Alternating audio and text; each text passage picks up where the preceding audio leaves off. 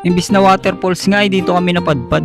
Samahan niyo ulit ako sa another day of another gala. Kung hindi niyo pa nga ako kilala, ako si Jules, factory worker dito sa Taiwan. Bandang 4 AM pa lang nga ay bumiyahe na kami mula Tainan, halos 2 oras din ang biyahe. Kaya lang pagdating namin sa area, nagkandaligaw-ligaw kami.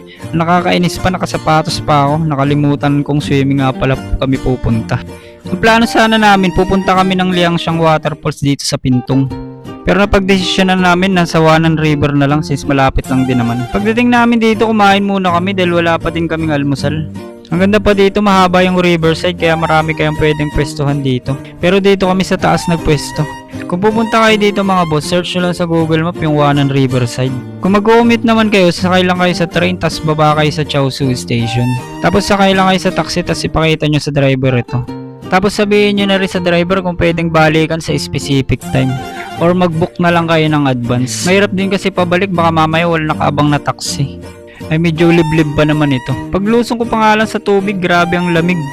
Lampas tao rin ang lalim sa ibang part kaya sobrang presko magbabad lalo sa sobrang init na panahon ngayon. Kung gusto nyo nga ng outing ay mga ganitong lugar nga magandang puntahan. Kahit saglit lang ay okay na mga boss.